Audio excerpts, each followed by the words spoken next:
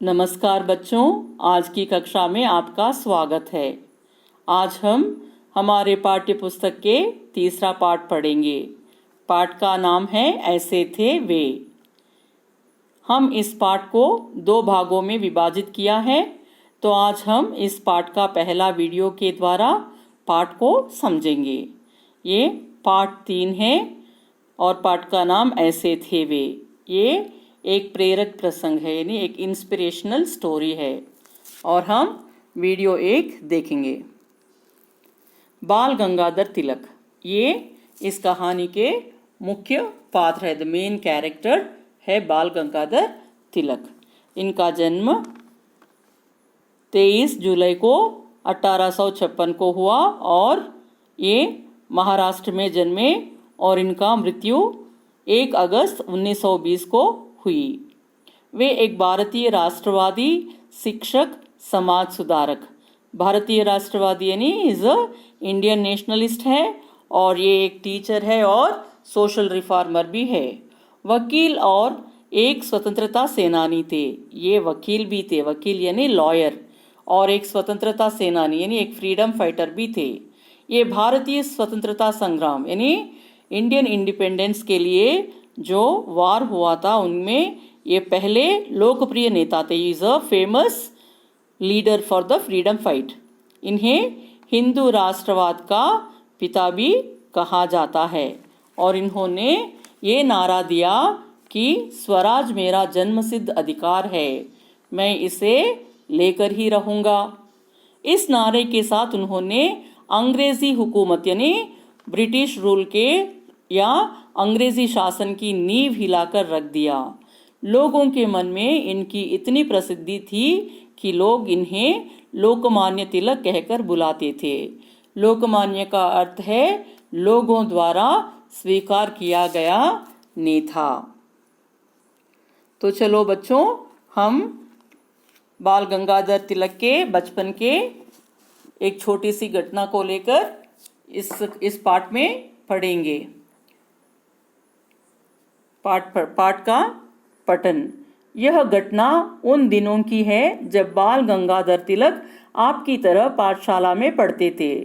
अब हम बच्चे सब लोग पाठशाला में पढ़ते हैं, तो वैसे ही बाल गंगाधर तिलक भी पाठशाला में पढ़ते थे और उन दिनों की बात है ये, इन तब का बात है ये। एक दिन अध्यापक कक्षा में पढ़ा रहे थे। अध्यापक कक्षा में आकर सबको पढ़ाते हैं, जो भी सब्जेक्ट होता है टीचर क्लास में आते ही पढ़ाना शुरू करते हैं। तो इनके अध्यापक भी पढ़ा रहे थे। तिलक अपने दोस्त से बातें करने में मगन थे। ये पाठ बहुत कम सुन रहे थे और अपने दोस्त के साथ बहुत ही बातें कर रहे थे। मगन थे यानी बिजी थे, व्यस्त थे बात करने में। यह देखकर अध्यापक महोदय ने उन दोनों को खड़ा किया। अध्यापक को गुस्सा आया।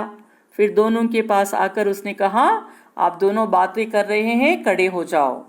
और उन दोनों के खड़े होने के बाद अध्यापक ने उनसे पाठ के विषय में कुछ प्रश्न पूछे। जितना भी पाठ उसने पढ़ाया उस पाठ से उन्होंने दोनों को प्रश्न पूछा। तिलक ने सारे उत्तर ठीक ठाक बता दिए।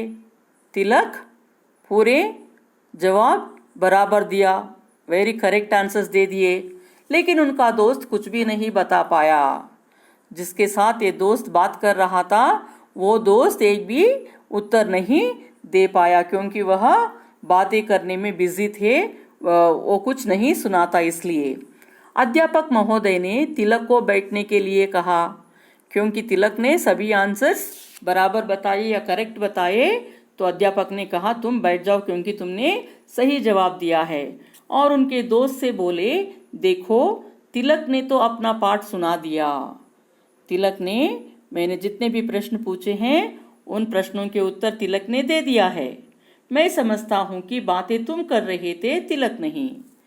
इसका मतलब है तिलक ने पूरे पाठ सुन लिया, वो तुमसे बातें नहीं कर रहा था, लेकिन तुम तिलक से बात कर रहे थे, इसलिए तुम जवाब नहीं दे पा रहे हो, तो तुम्हें मैं पनिशमेंट दूंगा, मैं तुम्हें पनिशमेंट दूंगा, इसलिए तुम्हें ही सजा मिलनी चाहिए। You have to get the punishment.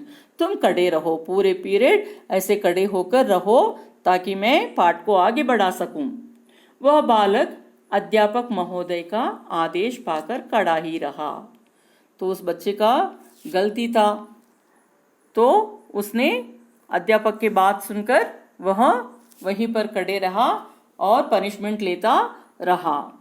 तब दोस्त को सजा मिलती देखकर तिलक फिर से खड़े हुए। तिलक को अच्छा नहीं लगा, उनके मन में बुरा लग रहा था क्योंकि तिलक भी बात कर रहे थे, लेकिन पनिशमेंट केवल उनको दोस्त को मिली थी। इसलिए ये देखकर वे फिर से खड़े हुए और बोले, अध्यापक जी, मेरा दोस्त ही नहीं बल्कि मैं भी बातें कर रहा था। केवल मेरा दोस्त नहीं बात कर रहा था, मैं भी बात कर रहा था। मैं भी कल्प्रिट हूँ, मैं भी हिस्सेदार हूँ बात करने में। आप उस बच्चे को अकेले को पनिशमेंट दिया, मुझे भी दे दो। ऐसा कहकर तिलक ने अध्यापक से कहा। अध्यापक महोदय ने पूछा, फिर तुमने सारा पाठ कैसे सुना दिया? अगर तुम बात कर रहे थे तो तुम्हें जवाब नहीं पता होना चाहिए, लेकिन तुमने तो पूरे पाठ सुना दिया, तो कब बातें कर रहे थे और कब पाठ सुन रहे थे? ऐसा अध्यापक ने उस बच्चा तिलक से पूछा।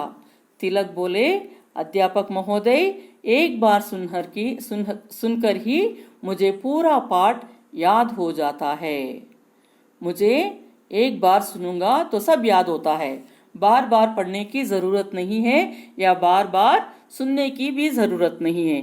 आपने एक बार बताई तो उसे मैंने सीख लिया, वो पाठ मुझे याद हो गया, इसलिए मैं आपको जवाब दे सका। मैं बातें भी कर रहा था और सुन भी रहा था, इसलिए मैंने आपको जवाब दे दिया। अध्यापक महोदय तिलक की सच्चाई पर प्रसन्न हुए।